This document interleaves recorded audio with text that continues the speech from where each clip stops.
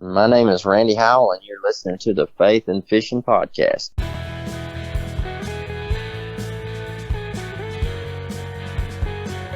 Welcome to the Faith and Fishing Podcast. I'm Cam.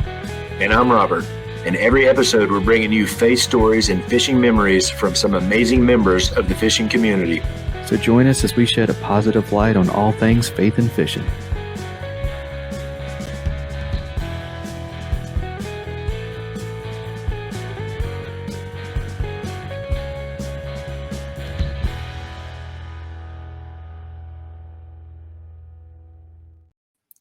Hey y'all, welcome back to the Faith and Fishing Podcast. I am Cam, and this time I do not have my co-host Robert with me. So we will have to, just kind of grin and bear it and deal with my awkwardness without him being there to kind of bridge the gap and calm it down. But it's been a good day. We're recording on a Saturday, which is not normal for us, but sometimes we're able to make things work like that. And so today we had the master class over at Cash and Rods. If you've not attended one of those, I highly recommend it. This one was for inshore saltwater fishing, and it was fantastic. So I will say that this is an episode y'all remember. A couple episodes ago, I announced that I was joining the Carolina Waters team. You see me decked out with my shirt, my hat. You'll see the Carolina Waters logo on my LaCroix tonight if you were watching on YouTube. So we're excited because we're going to get to talk Carolina Waters tonight. But so in terms of announcements and housekeeping and stuff, that's about all I've got. So let's thank a few sponsors and get everybody in here. A huge selection and crazy fast shipping is already enough to turn heads as an online tackle shop, but Omnia Fishing sets themselves apart with their ambassador program. With Omnia, you can send in fishing reports for your local lakes that recommend baits, structure, tactics, and gear. And when another angler takes your advice and purchases something from your report, you get credit for it to spend at Omnia. The best part means that with Omnia Fishing, you can shop by lake and purchase baits and gear that are proven to work where you're fishing. To get started, go to omniafishing.com and use promo code FNF15 to save 15% on your first order.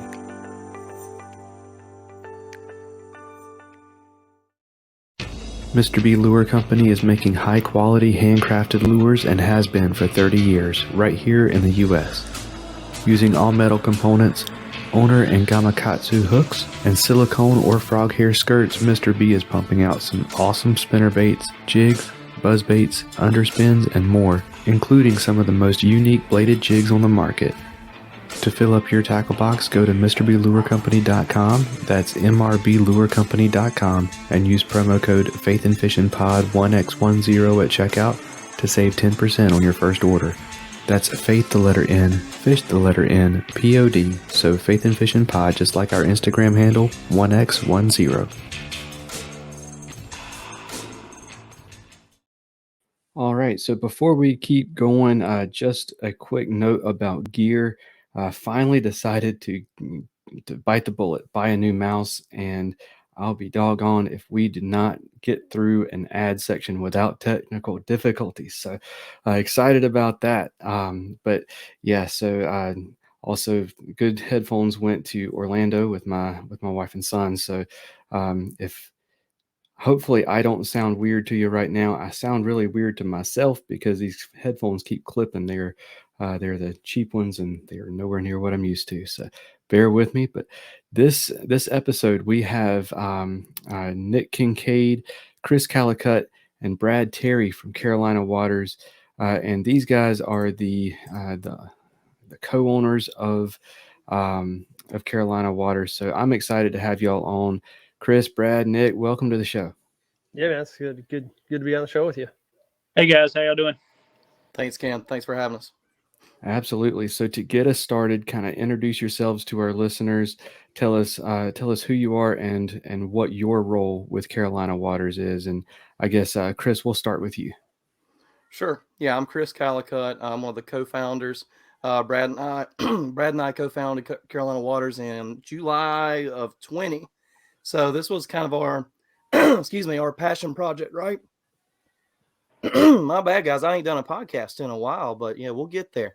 But no, Brad and I have been good friends for 13 years now, 12, 13 years. And it's been a good ride, not just as a friendship. We've done a lot of cool things together, but just to be able to start a little passion project that's turned into a really awesome small business has been really good. Um, I'm a school teacher by trade, love the outdoors, love music, married, have kids, so I'm busy all the time, but a lot of different passions, and hopefully all of them come to fruition in the passion that I show for them as well. Absolutely. And so you say you love music. Do you love playing music, or are you someone who loves going to concerts and enjoying the music? I've never really been a big concert buff. I'm more of an actual musician. That's how Brad and I actually met. Is Okay. we started playing in a band back when we both went to CCCC in Sanford, North Carolina. So music's been a passion of mine for a long time. Started out playing guitar, play bass guitar. Currently play drums at my church, and break out the acoustic from time to time there as well. So and my wife is our current music minister. So Awesome. still the lifeblood in me for sure. Absolutely. Yeah, I'm a bass player myself, so I'm Good to know. Good to know. absolutely. So you said CCCC, and Yep. can you let us know what CCCC is? That is Central Carolina Community College. So I actually came home from my first 4-year college after a semester. Wasn't the best fit for me. Just got back together with my now wife at that time.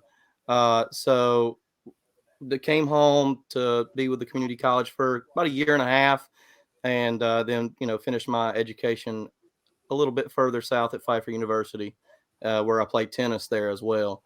So I kind of bounced around during my collegiate years, but the journey took me to some awesome places and met some awesome people.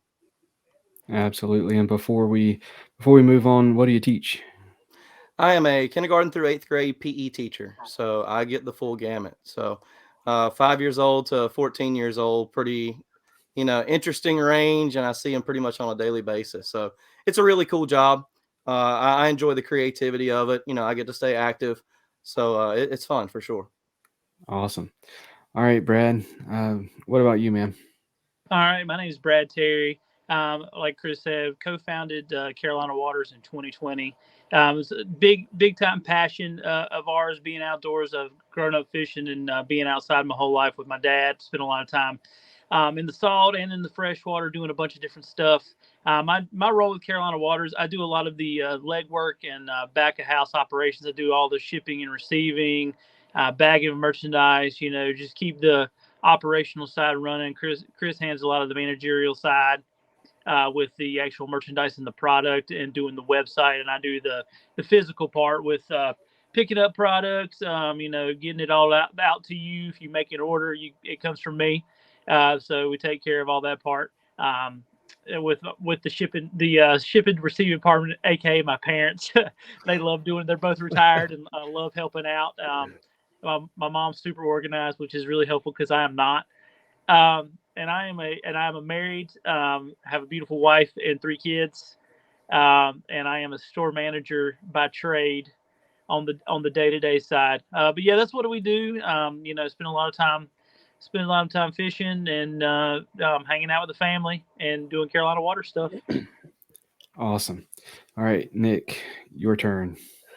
Yeah, Nick Kincaid. I guess I came on in November of 21. Correct, guys? Give yourself a little more credit. I think it was October actually. Maybe October, a little bit. Yeah. Just kind of seeing the passion and the I guess the view that they wanted to go, and just want to join in on it, believing in what Carolina Waters is all about, and fishing lifestyle. I mean, you can never have too many hats, I mean, but yeah, as far as Carolina Waters, I'm the director of pro staff. I love fishing. I mean, I'm an outdoors guy. If I'm not fishing, I'm hunting. My wife actually teaches at the same school as Chris does, and you know, she kind of gets on me every now and then because she has me for this year. She had me from January 3rd to January 27th, because the 28th I went down to Harris Chain for the first Toyota Series tournament. So she didn't get me for not quite a month this year. But yeah, between fishing and hunting and stuff like that, I do have a construction company that I own. So you know, that's done fairly good throughout the years, and I'm at a point to where I you know, I try to make Brad and Chris jealous every now and then. You know, I kind of plan my fishing schedule around my work schedule. You know, if there's a tournament or whatever, I'm not working. So, but no, I've been married 18 years, got 2 kids, and little man, hopefully he will, you know, I'm not going to say follow in my footsteps, 'cause I hope he's better than I am at things, but he's got a heart for hunting and fishing as well. So he's a handful, but he's a great kid. I can attest to that, being his teacher for sure. That is awesome. And for those of you watching along on YouTube, if you see Nick freeze up here and there, he is joining us from down in Myrtle Beach, from what I'm guessing is a hotel.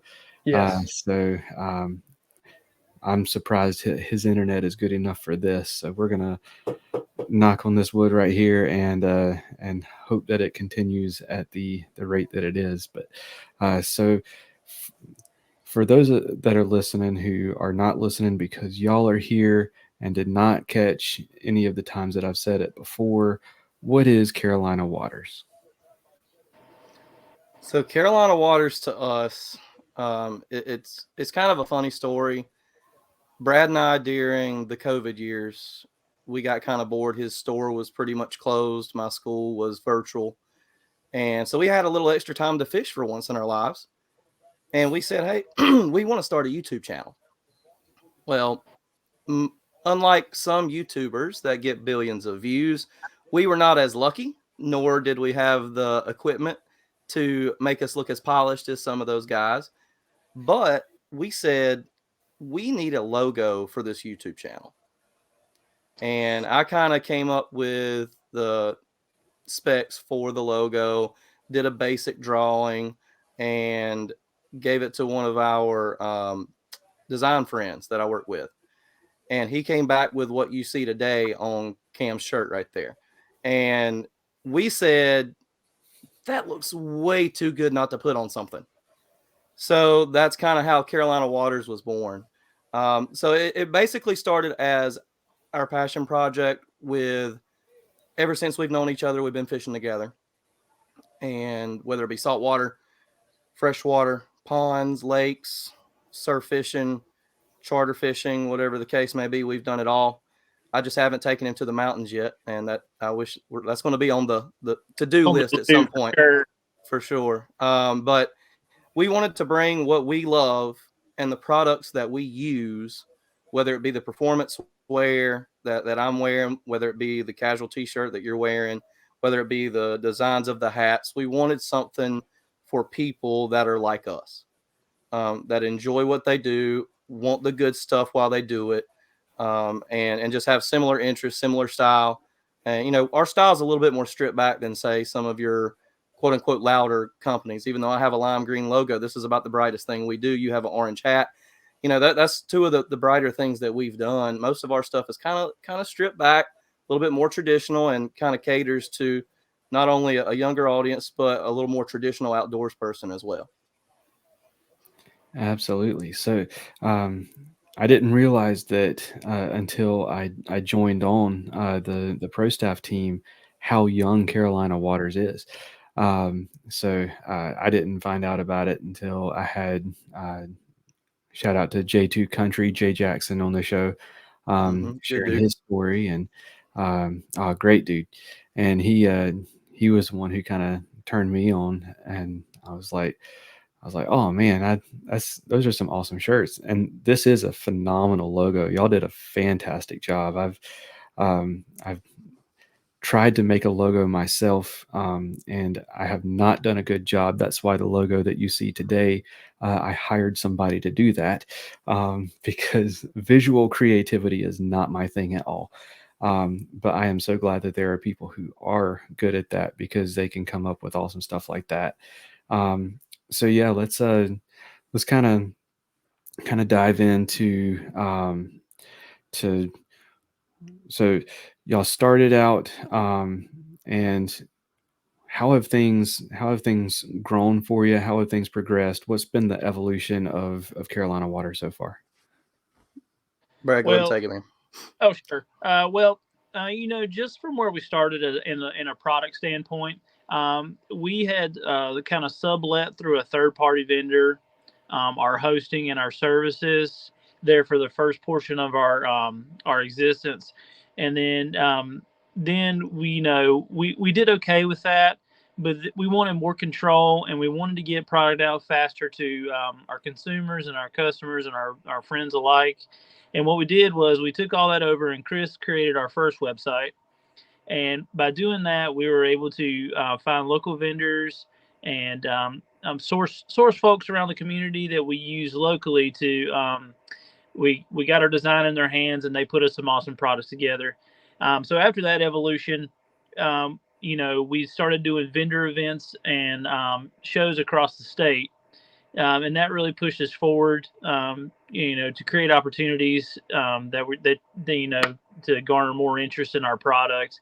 And then this year we launched our new website and have gone full speed ahead and branched out into new product design and done a whole bunch of new stuff. So we try to do new stuff quarterly, bi-quarterly, to try to bring you new products, and we just keep getting better with the technology as well. This new website has done us a world of good, and we can definitely see we're garnering the results in that. But the evolution is, we started very basic and let someone do the shipping and receiving. But when we took that over and we took over our own website hosting, we really started showing some serious results. And what you see today is as a result of that, for sure. And just partnering with like local clubs, like I know you fish some CKA, CCKF events like that. Partnering with local clubs, partnering with local businesses. We're in a few stores right here in the central part of the state. We're in some stores down east. Brad and I are actually taking a trip on Monday that we've been looking forward to for a few weeks now to deliver a Yeah. box of product to one of our stores. And we're actually going to get to wet a line, Lord willing. So, that's sort of our game that we do, man. But going just from that beginning all the way up to now, just to see the growth, to see just that steady increase over time has been phenomenal.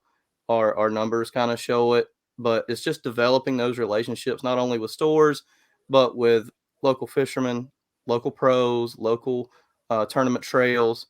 And, like we even did a pop-up shop at a CCKF event, and we got to meet a lot of you guys, and it was just a great connection. And we're always indebted to the trail directors like Mitch Lassiter that helped us get off the ground here locally as well.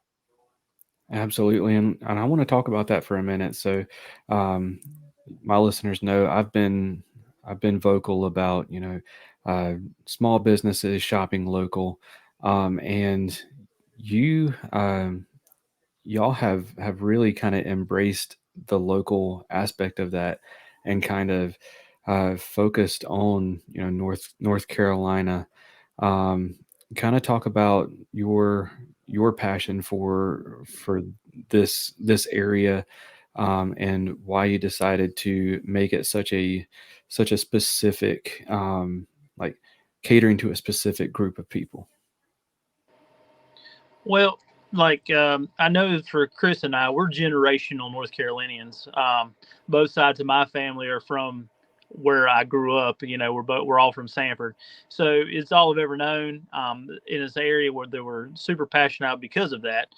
Chris is from a very similar area, not very far down the road in Chatham County. And Nick, when he moved here, it was crazy. I never knew Nick until the last 3 years, but he actually moved to about 5 minutes from where I grew up. Yeah. So I'm super passionate about the Piedmont area because I took pride in it. Coming from a small town, you don't get much recognition. So shining a light on all of our local stuff, and I know Mitch is from Sanford too. So he takes a lot of pride in that, and I think we felt that connection with each other as well.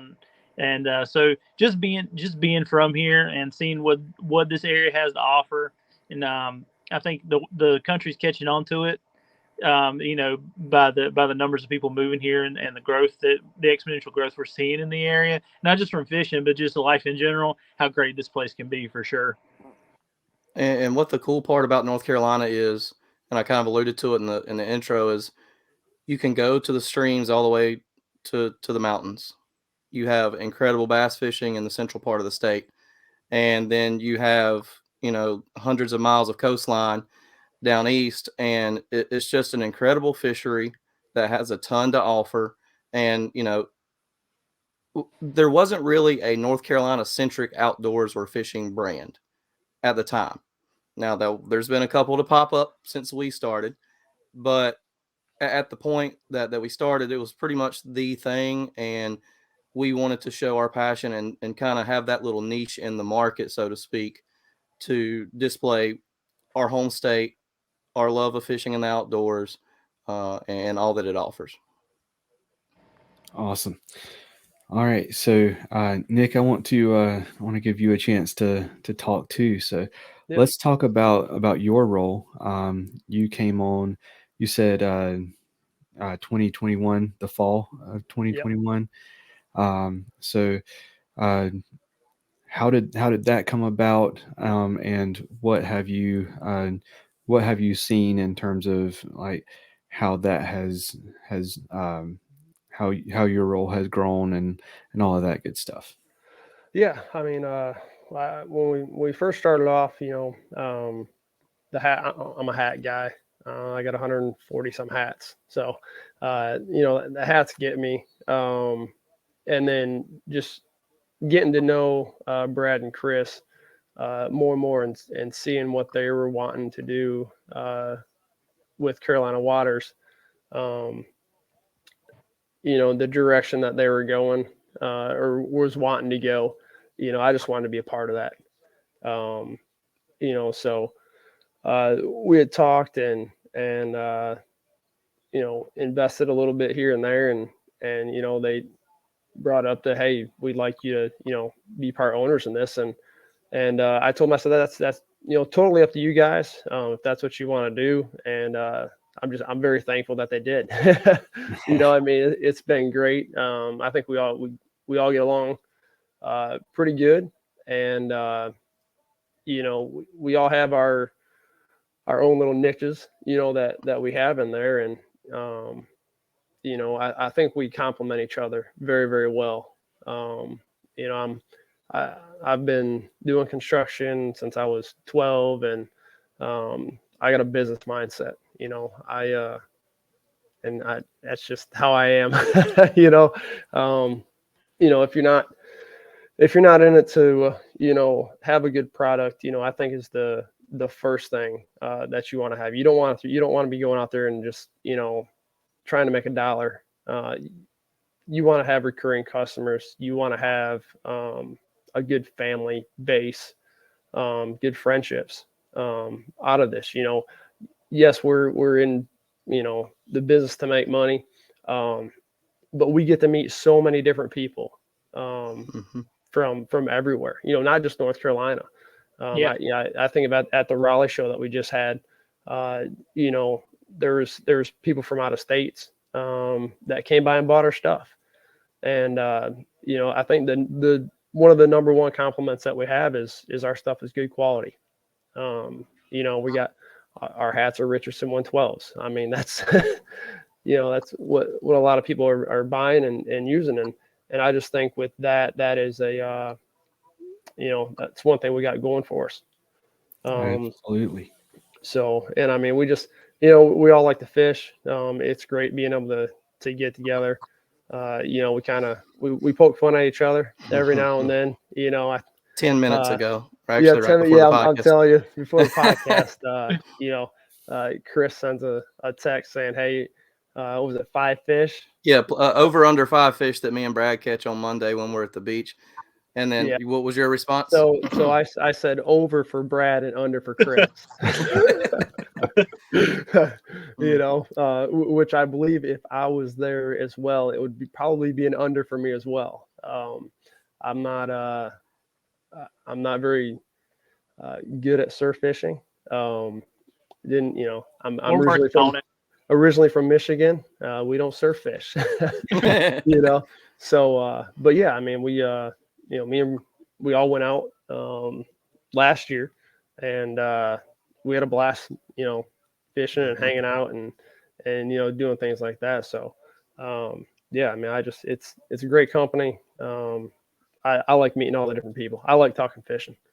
If I could, that's what I would do nonstop. But for sure. I got 2 kids and the wife's not she don't like me being gone very often. So Yeah, and one thing that Nick really brings to the team is his point of contacts, being in the fishing industry and fishing these national level tournaments on MLF. Like, he didn't allude that because he probably didn't want to toot his own horn, but he fishes the MLF Toyota series. So, I mean, he's an accomplished stick.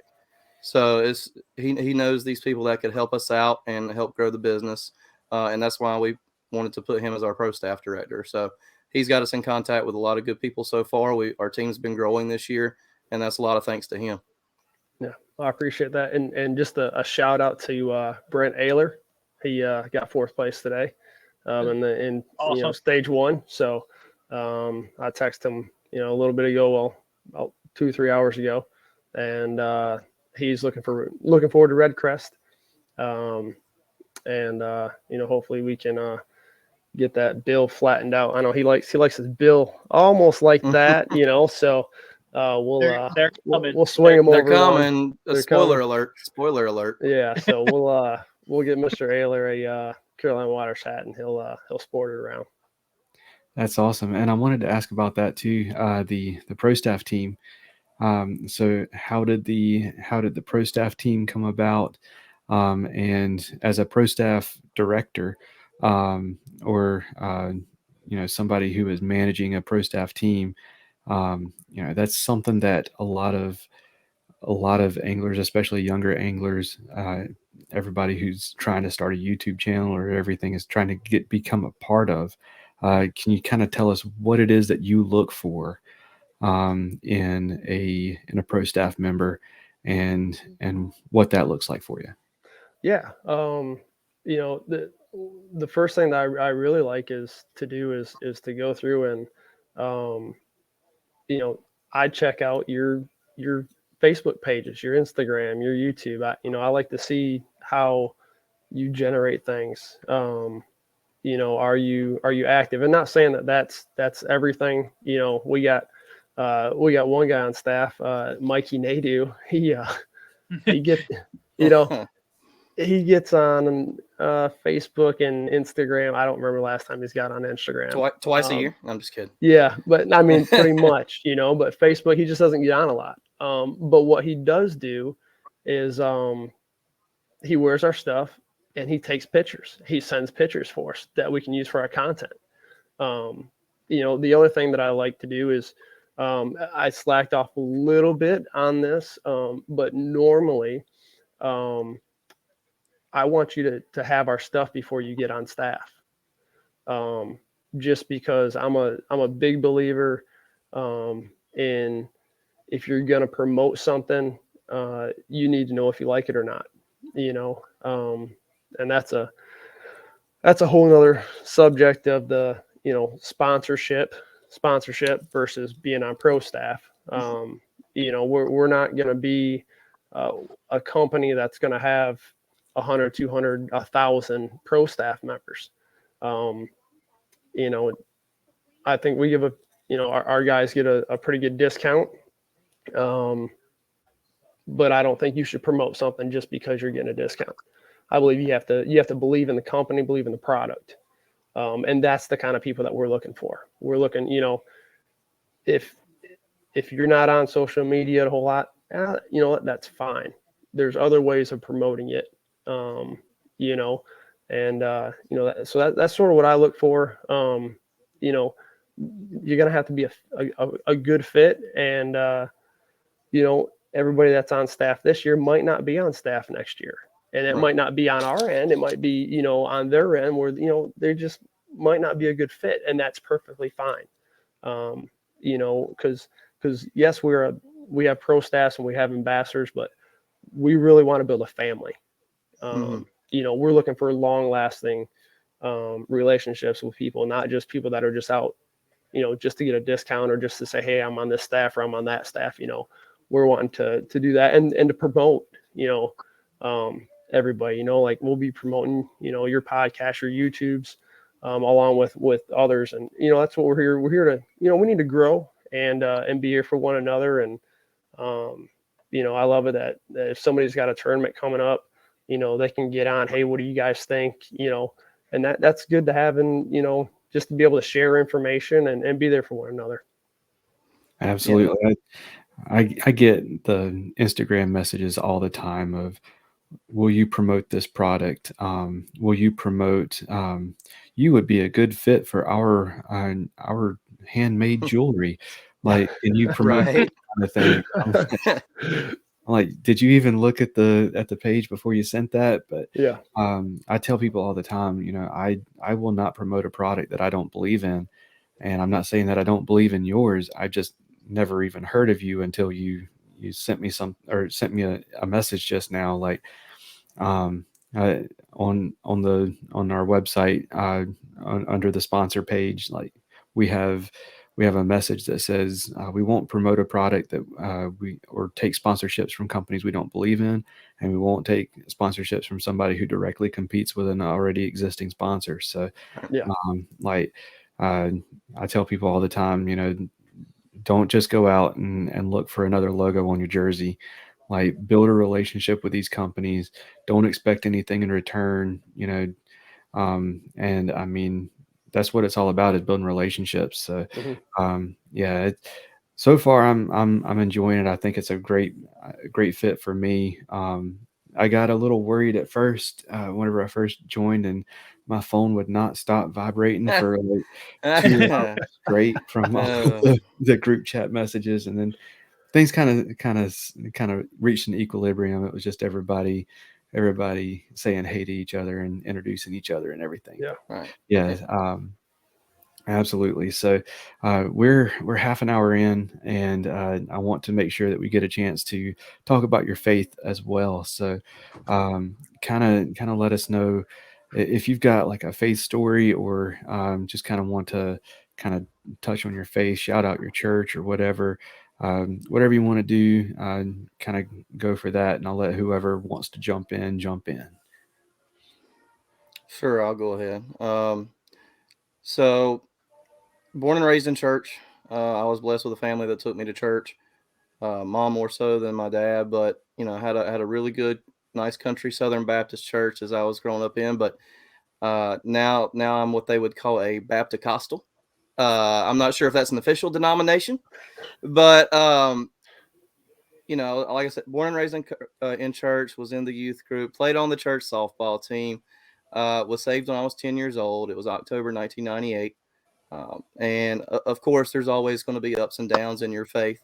But I'm just proud of that day and can remember it like it was yesterday. And then when I was 16, I was in high school and was in a gospel choir. And well, number one, that was unheard of back then, an actual gospel choir in public school. But I was there. We did a concert at the church that I'm currently at now. And as my wife walks in and starts giggling, that is actually where I met my wife. And my teacher was the minister of music there. And as they say, the rest is history. We've been attending there. It's the Randleman Church of God in Randleman, North Carolina. Been playing music there ever since. She's the current music minister. Her family is deeply rooted in faith. Her grandfather was the pastor there for 20 years. Recently retired about 4 or 5 years ago. But it's been an awesome church family. I've always been involved in some capacity, and we raise our kids in church. We want to put our best foot forward. in our faith and share that with them so they can make their own choice for Jesus to become their personal savior. And I think we're close with my little man. He's almost 6 years old, and he's at that question asking stage, right? Where he'll learn something from Kids for Christ, and he'll either talk about it or sing a worship song that they did, and try to pick it out on the piano, and it's just so awesome to see the evolution of my faith and my wife's faith, to see that go into our children. It's a really neat experience for sure. Absolutely. My son is almost 2, and he's at the stage of getting his like kids Bible that has Noah's Ark on the front, and bringing it to me and say, animals. Yeah. Right. Not quite at the question asking stage yet. Yeah. I'll go For next. sure. I probably started going to church with my mom when I was about 5 years old, up in good old Michigan. And when I was 10, I was saved. It was a Wednesday night, and little Miss Debbie Anderson, she's no longer with us, but she just got the plan of salvation down to my level, to where I could understand it. And the Holy Spirit just really dealt with me that day and that night. And then that's when I asked the Lord to come in my heart. Now I grew up in church, like I said, since I was 5, and got 15, 16 years old, and decided I would want to do my own thing. So I was rebelled, I guess you would say, and just really didn't want anything to do with the Lord or church or anything like that. And I was dating my wife at the time. We've been dating, seems like forever. No, Lily. But got married when I was 20, and when I was 22, I guess 21, 22, we actually moved down to North Carolina, and my wife's the one that actually got me back into church. So we've been going to church ever since. We go to Community Baptist Church on Hampstone Road in Siler City, and both the kids are saved. My wife's saved. I'm saved, and we're doing good. We've got a great youth group for the kids. A good friend of mine, Josh Smith, is our youth pastor, and he's been doing that for as long as I know of him. I've known him and been down here. So church is a good thing. Everybody always asks, you guys go to church an awful lot. Well, we go to church Sunday morning, Sunday night, and Wednesday night. It's and we love it. The kids love it. I do the music media for our church. And to be honest with you, I don't know a lick about music. I couldn't play an instrument if my life depended on it. I don't sing, but probably about 6-7 years ago, the preacher asked me if I'd do it. And with the Lord's help, I've learned to use the board, and I guess I make people sound good. So that's good. But yeah, growing up, we was in church. I got 2 younger brothers, and Mom just always had us in church. So we have our kids in church. It's a good thing. And I'm just just very thankful for the Lord's leading. And people might say, well, it's a coincidence that me, Chris, and Brad got to know each other and getting have this friendship that we have in this business and everything. And you call it a coincidence if you want to, but I just believe it's Lord's will and guidance that brought us together. Right. So very thankful for that.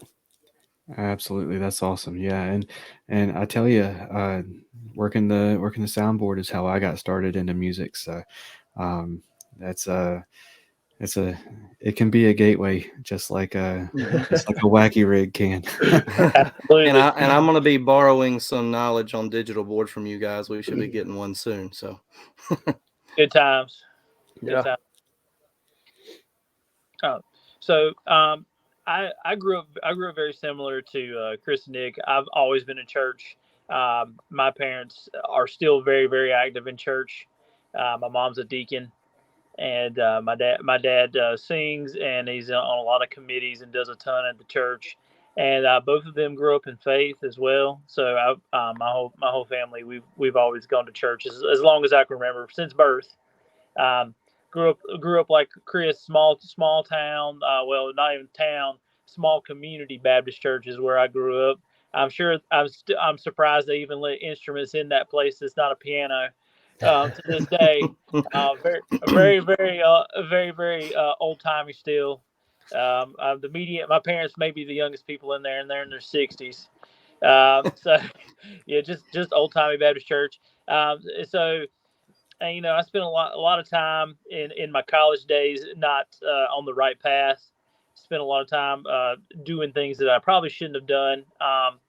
And then I met my wife, and she straightened all that out. And she has a very faith rooted belief system, and she studies and does lot of Bible reading, and she actually homeschools our kids, and they do scripture every day, and do Bible every day, and the kids have to learn Bible verses because they go to a homeschool group on Wednesdays, and they have to recite Bible verses for homeschool groups. So we do a lot of stuff with the kids. And I've been active at Mount Pisgah Presbyterian and Holly Springs Baptist. We kind of go back and forth between the two. The kids have a really good relationship with a bunch of different people. So, and our family's kind of split on those two. So we spent a lot of time with that.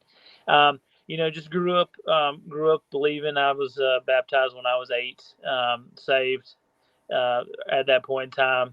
And and then being in a relationship with Chris and Nick, they keep me rooted because I'm kind of the wild one out of the group, if nobody could ever tell. So I'm kind of the wild one. So they having them as my brothers, not even my friends, as my brothers. They definitely help me keep me grounded and have a faith-based path in life. And those relationships are super important.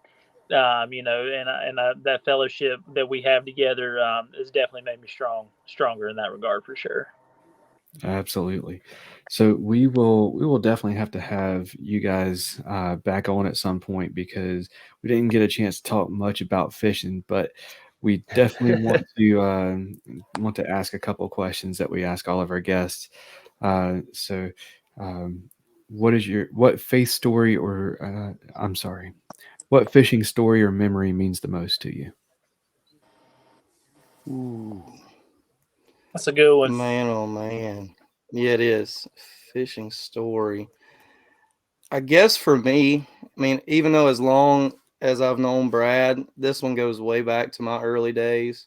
Um, Me and my dad and my grandpa were all fishing, so 3 different generations at one of our neighborhood ponds. And at that time, I think I was 8 or 10 years old, and we were bass fishing, or really even brim fishing. And I was throwing a spinner bait, bass fishing, and I had a bait caster, one of my first bait casters. I just learned how, and my rod doubles over and I start taking a step toward the pond. I said, wait a minute. And it ended up being about an 8-10 pound catfish. And that was like, that one just always sticks out to me because that was the, one of the last times I got to fish with my grandpa, where he was in like a whole lot of really, really good health, where we could go out. Cause we used to, when I was little, used to go out all the time. And restock each other's ponds with brim in the neighborhood or whatever the case may be. But just having that experience as a little fella, because I was not the biggest guy growing up, taking a step in, almost getting in the drink with the biggest fish of my life at that time. That one still really sticks out to me for sure. For sure. Go ahead, Bradley. Okay. Well, I still get to go fish a lot with my dad. And I've spent a lot of time fishing with my dad and the fellas, but When me and my dad and my little boy got to fish on the surf for the first time together, that was really cool. I love to bass fish, but I dream about surf fishing day and night. It's my it. I'll bass fish all day too, and I love to bass fish. But there's something about that surf that calls me. And the first time I got to see my dad and my little boy, him show my little boy how to fish, man, it about chokes me up now. I can't even hardly talk about it. It's something special. I have an amazing relationship with my dad. So, yeah, that was really cool for sure. Awesome. Yeah. Well, I got two actually. Fishing. I have to thank that for my grandma. She would come down and get me for about 4 or 5 weeks every summer, and they lived on a little lake in Indiana, and that's where I got my love for fishing at. I would get up about 5 o'clock every morning, and as long as I had my little life jacket on, I would take the old paddle boat or the little 10-foot John boat out there and fish till noon. She'd call me in and at lunchtime, and I'd eat lunch, and then Grandpa would get home, and we'd all go out in the pontoon fishing. So I really have I got my grandma to thank for my love of fishing. The other thing that's really memorable is I think it's been about 2 years ago now. Little man Kevin, he wanted to go on a fishing tournament with me, and so me and him and Mikey went for a bass for cash at Baden Lake, and that stinking joker, I'm going to tell you what, he kept throwing a chatterbait, and he would let it sink down to the bottom. And we were at one place, a little rock hump, and I kept telling him, like, dude, you're going to get hung up and you're going to break off, and these things aren't cheap. And he threw it out there, and next thing we know, he's like, Dad, I think I'm hung. And his pole is bent. I mean, it's bam, bam, bam. I'm like, dude, you got to fish. And that little joker brought in a 6+ pound bass and won second place for that hour and came out of there with $300. And I'm like, hey, man, I love it. I'm like, are you going to, you going to pay back your entry fee that I paid for you on that? He's like, no, Dad, no, this is mine. So he not only got the $300 for that big fish, but he won a fishing rod as well. So, Nice. that memory will always stick with me. That little joker, after I just get done telling him not to let it hit the bottom, he's going to get hung up. He's like, oh yeah, watch this, Dad. Right. But yeah, I mean, it's I love fishing with the kids. Little girl, she's not too much into it unless she's catching them, which is kind of normal for most kids. But yeah, man, I mean, fishing is just even when you're not catching anything, just to be out on the water and look at what God created, it's peaceful.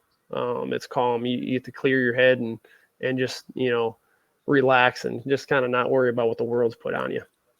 Yeah, absolutely. So whenever the three of y'all go fishing together, what are y'all talking about?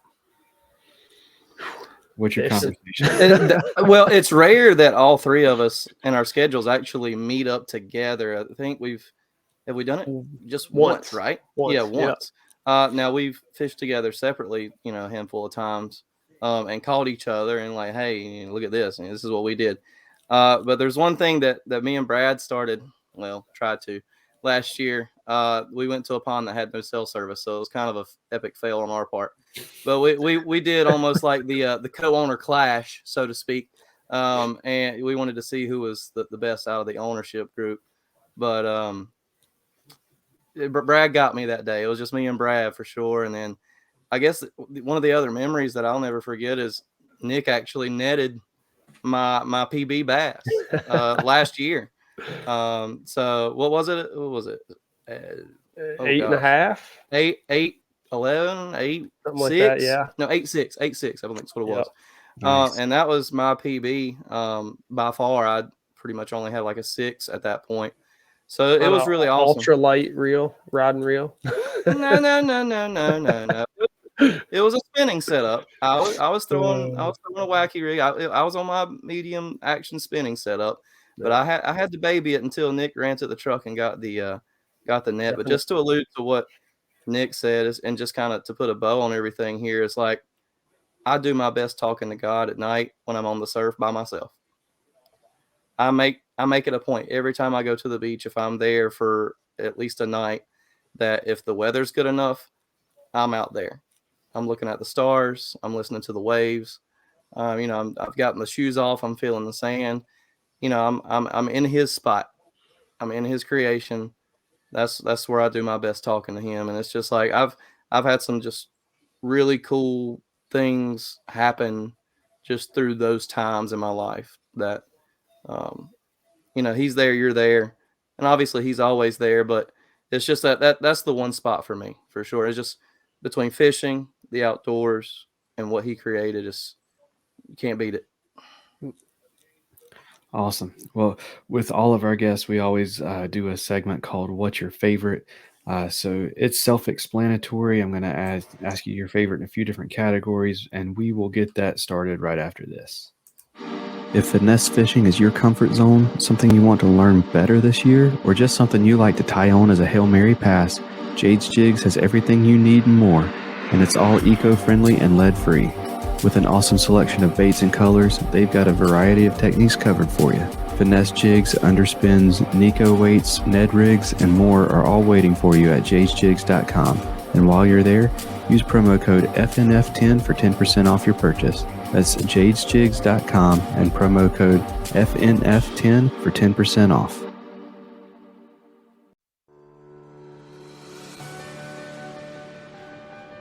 If a fly rod is your weapon of choice, check out Atollas. Their fly caddy is the most convenient way to get your favorite flies to the water or just keep them handy by clipping it to your hat, truck visor, backpack, rod case, or just whatever. You can also bundle it up with flies from independent fly tires that Atollas has teamed up with through their Fly Light project. Choose from bundles specializing in redfish, carp, saltwater, or freshwater. Head over to atollas.co, that's ATOLLAS.co, to get your fly caddy today and use promo code faithnfish15 to save 15% on your order. That's faith the letter N, fish the number 15 at checkout for 15% off.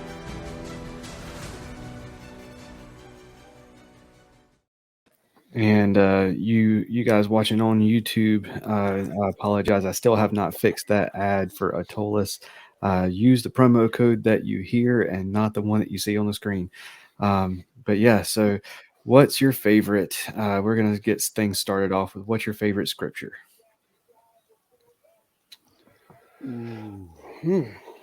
My favorite chapter, I think, would be Romans 12, because it tells us a lot of what to do, how to do it, how we should treat people, how our faith should be.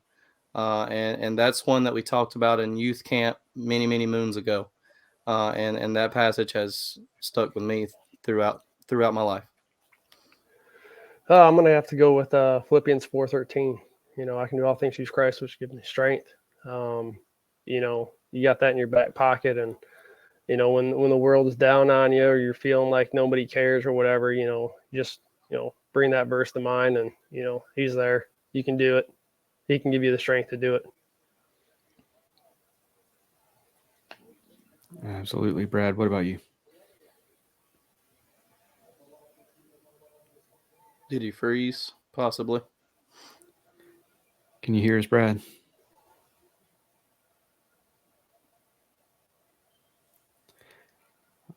We cannot hear Brad, but as soon as he gets back, we'll find out what his favorite scripture is. But for now, what about your favorite Bible story? Ooh. Oh man, got the tough ones today.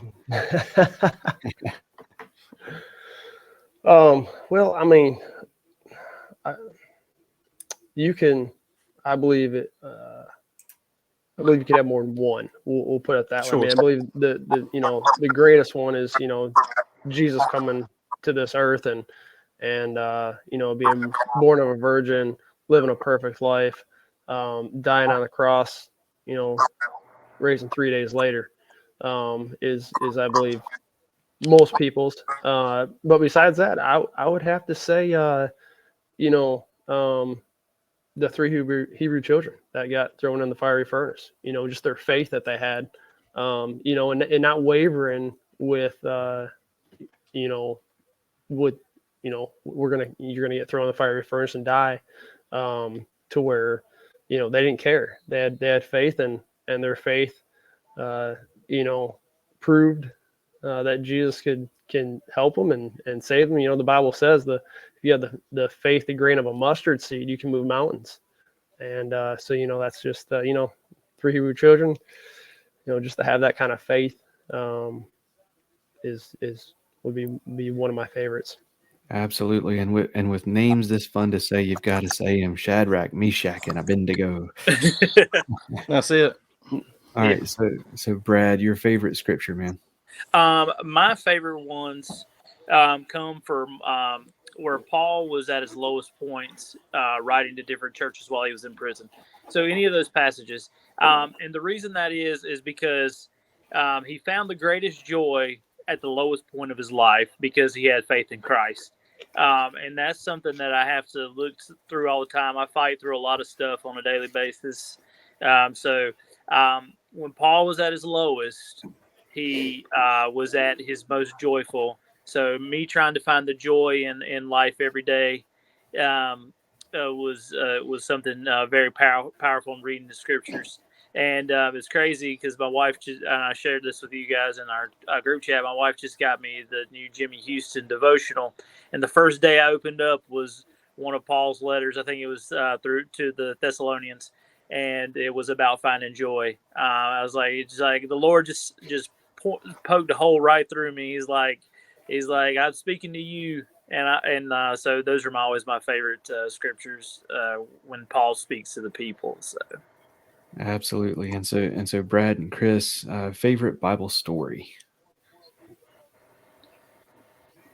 For me, I mean, when it comes to Bible stories, yes, you obviously know everything in there is 110% true because he put it there.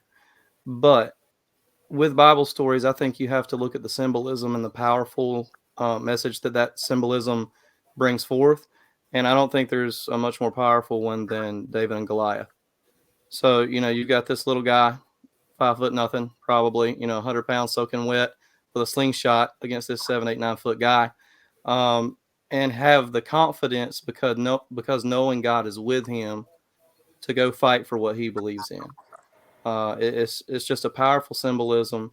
Just again, being that little guy growing up, and not always having the loudest voice in the room for myself. I've got to kind of use that confidence, right, to step up and do those bigger things in life with his help. My favorite is I love Paul. So when Saul turns into Paul as he's walking the Roman road, and so that's when Saul turns into Paul and finds the Lord. That's always my favorite, and spend a lot of time reading the Roman road, in the finding your way to salvation. So that's my favorite. Absolutely. All right, your favorite fish to catch? We talking freshwater, saltwater, or both? I mean, fish swim in both. I'm gonna surprise some people. But I'm gonna save mine. Y'all go ahead. No. Y'all go ahead. Nick, you go ahead, Nick. Is it small jaws? Small jaws, yes. Man, I should have went first because he stole mine. Yep. Growing up in Michigan, we got the Great Lakes there, and I mean, there's nothing like getting a 5-6 pound smallie on 6 pound test. Mm-hmm. So yeah, it'd be small jaws, and if I had to pick one for saltwater, I'd have to go with a dolphin fish, just because they're tasty. For sure. So saltwater, I love to flounder and pompano. I know it's a weird combination, but like if you made me pick one to catch from the surf, like catching those tank pompano, they just fight different, especially the citation size ones. And I love flounder, so flounders up there. And being from North Carolina, it's all bass, large, buckets, so freshwater. And for me, I mean, it's smallmouth too, but being a North Carolinian, we don't have that many outlets to fish for those. So I actually caught my first smallie, what was it, 3 years ago? I was in Yeah. Tennessee fishing. Oh my goodness. What river is that? Oh, gracious. I don't even remember. But there was this public park that I knew was holding fish. And I just took a micro and a little 2-inch pokey shad, which is the fish catchingest bait, by the way, of any species I have ever seen. I've caught anything and everything on that bait. But 12, 14-inch smallmouth on, again, 4-6 pound test on an ultralight setup in a river, it's really cool. You have the water moving, the fish is fighting hard. I would take a 14-inch smallie over 4 or 5 pound largemouth any day of the week. Absolutely. All right. Your favorite fish to fish for. So what's your favorite to target?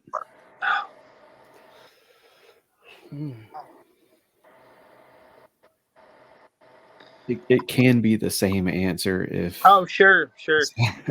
A favorite I want to target, or is that a different question? I want to catch a giant cobia is what I want to catch. I want to sight cast for a 40 pound or 50 pound cobia is what I want to do. If nobody's ever seen that, it's like, catching a 50 pounder on top water, it's nothing. Who's sad about that? Yeah. So target though, probably bass or flounder. Yeah. I would, I'd like to catch a doormat flounder is really what I'd like to do. So he's got the itch. me and Brad went out last year and they weren't in season. But I mean, we caught 10 or 12 flounder, and I'm telling you, it was fun.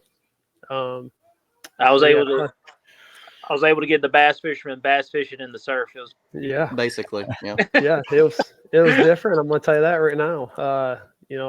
I kind of got my butt kicked, not only on catching fish from Brad, but casting. I mean, I'm a pretty good caster, but I'm gonna tell you what, Bradley about threw double as far as I did. But we're gonna get it though. Oh yeah.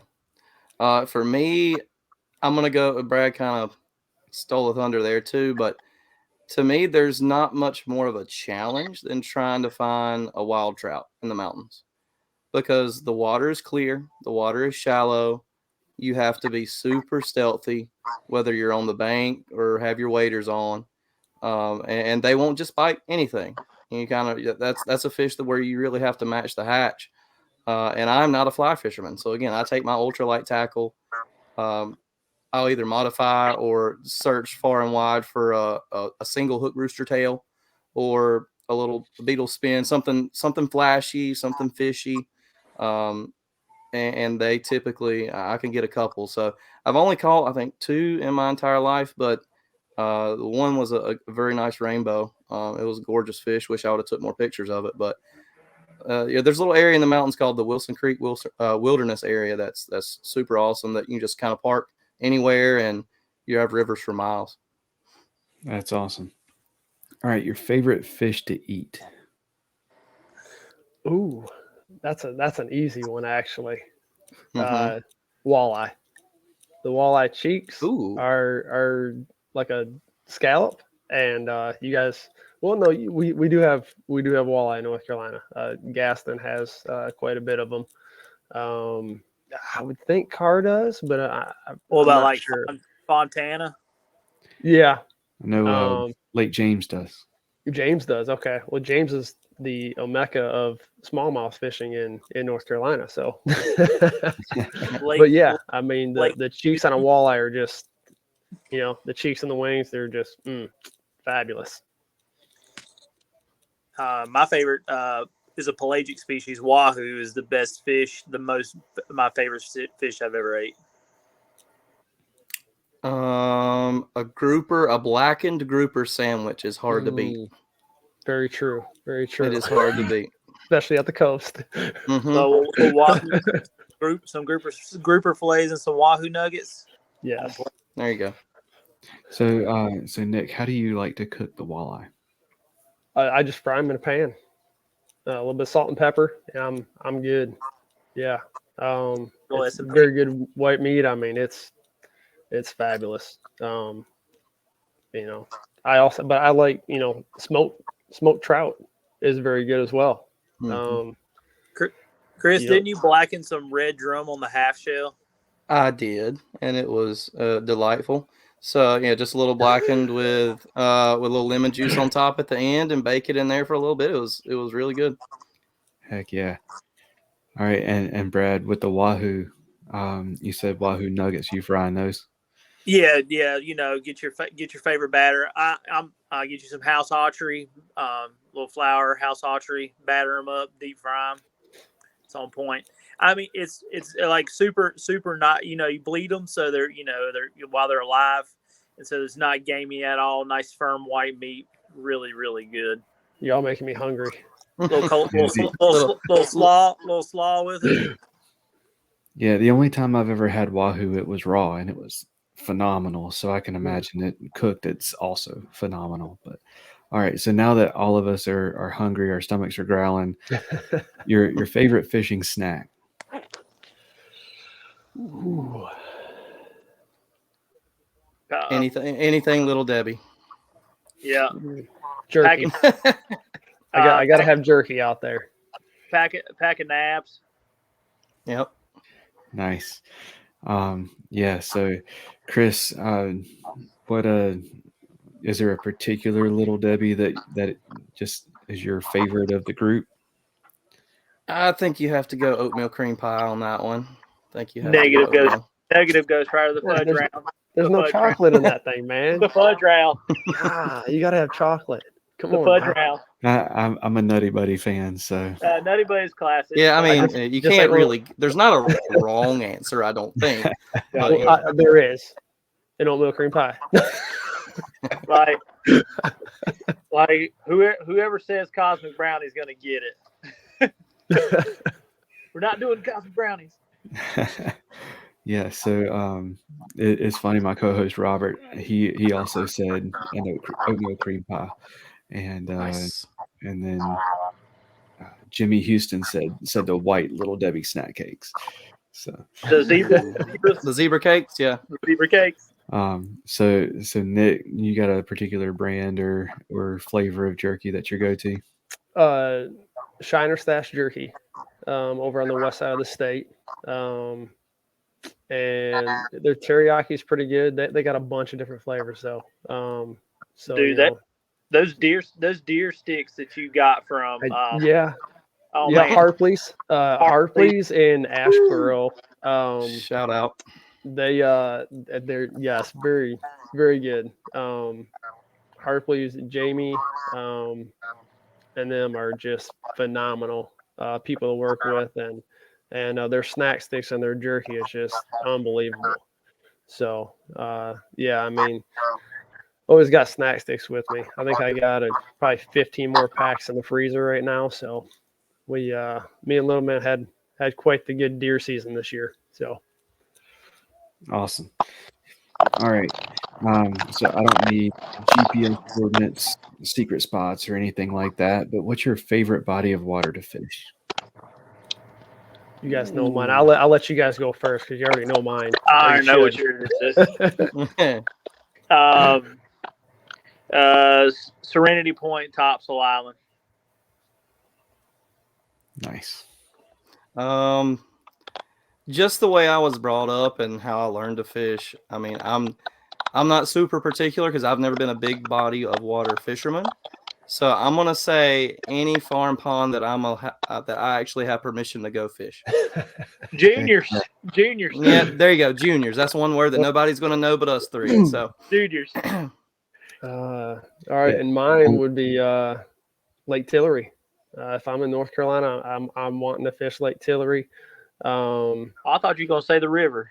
Roanoke River would be like right there with it. I would actually rather fish Roanoke River, or the river systems, I should say, but really Roanoke River year round if I could. I mean, we got 14 club tournaments this year, and if they were all at Roanoke, I'd be perfectly fine with that. So, yeah, That's there's awesome. nothing like going way up the river and catching a 16-inch fish that weighs 4 pounds. Because they're eating on crawdads all year. Yeah. Yeah. If you're making us fish a lake, I'm putting in that pose and running up to the island and fishing the island at Jordan. So Okay. Yeah, I love hearing like friends talk about fishing spots because they all have like code names. yeah. Like y'all were talking about juniors.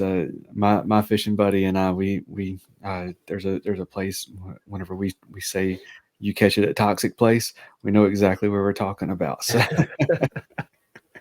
Yeah, there's a place on Tillery if you say the Cross. The Cross is a good spot. Anybody that knows Tillery knows where that spot's at. So for sure. it's always good for some fish.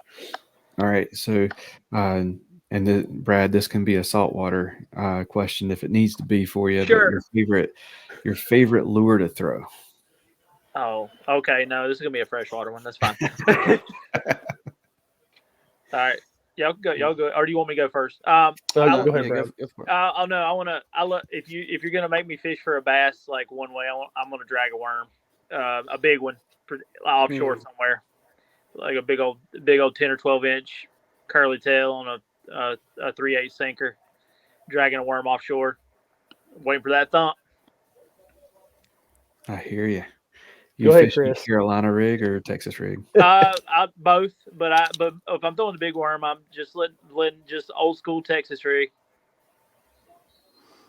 Yeah, if I'm catching quantity, I'm going Wacky Rig Cinco, and I'll attest Brad for this one. He gave me a little trick last year that helped me catch that PB that Nick netted, and that's dipping a darker colored Cinco in chartreuse and just putting a little tip on it. I think made a lot of difference, especially where we were that day.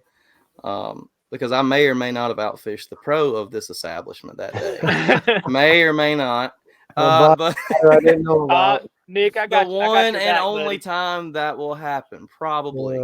The only time that'll happen. But I mean, if I'm going for quantity just to catch fish, I'm throwing a Cinco for largemouth.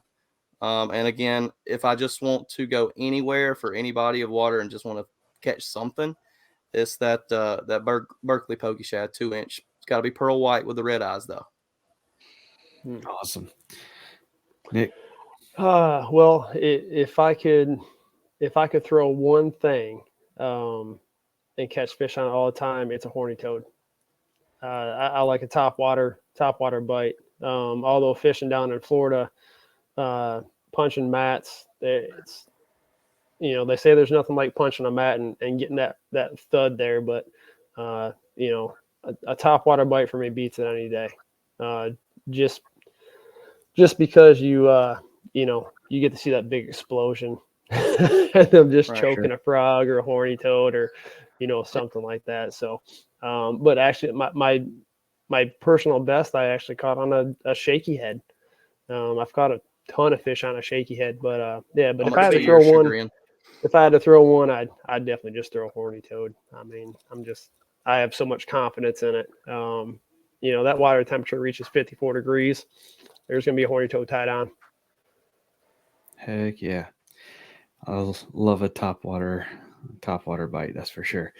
All right. And last but not least, your favorite time of year to fish. This could be a controversial one, really. At least I know in the industry. I was about to say, where are we talking? Where are we talking? Well, if we're talking about bass, we're coming up on it pre-spawn. If we're talking about the surf, September, October at the coast. So pre-spawn in the coast and into all the way up to post-spawn for bass for the offshore bite. I mean, for freshwater, for me, I'm a teacher, so I get to fish more in the summer naturally.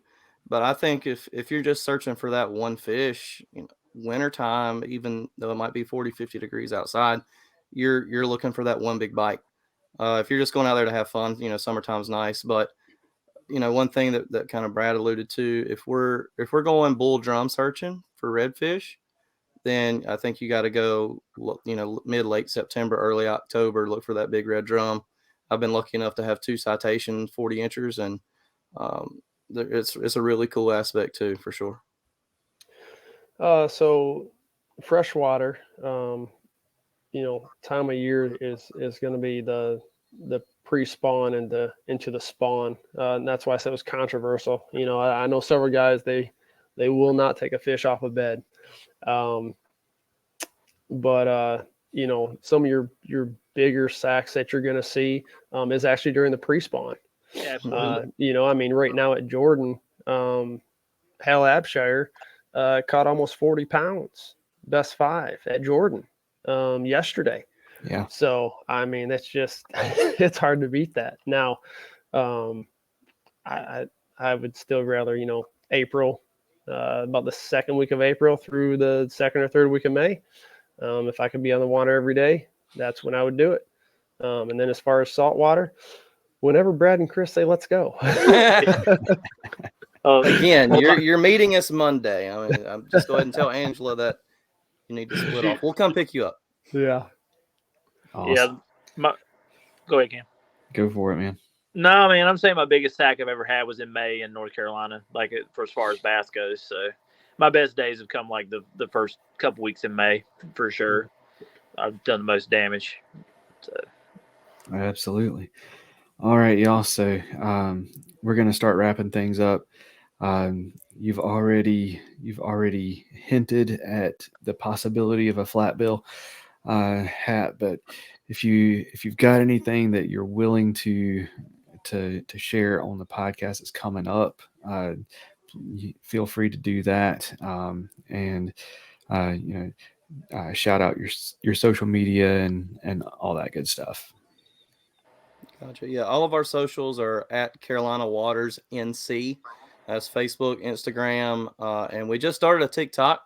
We're not the biggest TikTokers in the whole wide world, but that is actually at Carolina Waters. So, we're in actually talks of partnering up with the Chubby Bearded Bandit, who actually hung out with us at the boat show on Friday in Raleigh, and he has millions of views, hundreds of thousands of followers. We actually met him at a show 2 years ago, I guess 2.5 years ago now, in New Bern at Mumfest, and he buys something from us every year. And somebody said, "Wait a minute, he's got a big TikTok following, and he always wears y'all's hats." So I said, "That's a no-brainer." We called and interviewed him, and he come and hang out with us, and it was a fun time.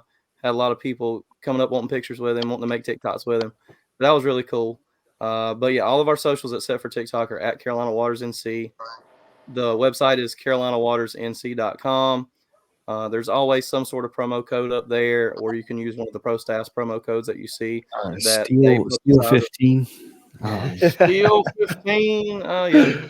There you go. Way to plug that. Hey, that again. See, Nick, that's what makes a good Pro Staff member right there. Yes. They plug their own code.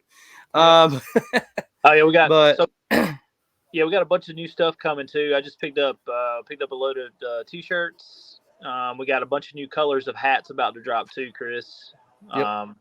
So yeah, I just picked up 125 t-shirts, 100 plus hats, and they will be on the website shortly. Yep, and we'll be bringing back the actual hoodies this year in addition to just our hooded performance wear. A lot of people really liked our hoodies the first year that we did them, so we'll be bringing back those this fall too. Awesome. Yeah. So and also if you guys anybody on the team or anybody watching this or listening, message us if there's something you want to see.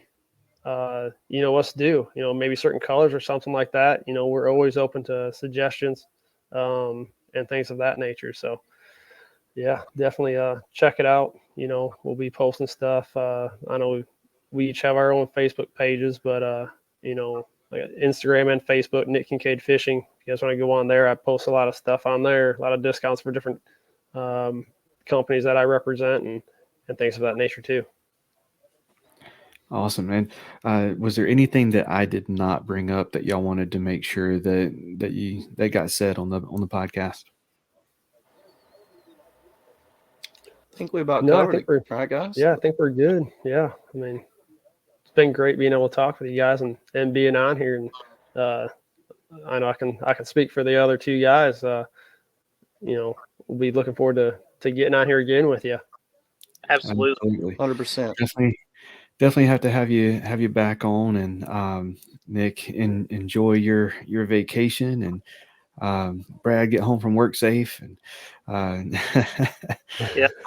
But yeah, y'all, thank you so much for coming on the show. I really enjoyed it, and wish you all the best, and looking forward to this season working together, y'all. Yeah, definitely. Sounds great, Cam. Appreciate it. Thanks, Cam. Thank you. Get Outdoors Pedal and Paddle is one of the largest canoe, kayak, and cycling retailers in the Southeast, with a huge selection of kayaks, canoes, bikes, and all the accessories needed to experience paddling and cycling comfortably and safely. Get Outdoors helps to expand and educate the paddling community through their free demos held on local lakes in the Greensboro, North Carolina area, and through in-store clinics and on-the-water courses and demos. And we'll even get your new boat rigged up for kayak fishing for you. Stop by the shop in Greensboro, North Carolina, or check out shopgetoutdoors.com to be wowed by their selection.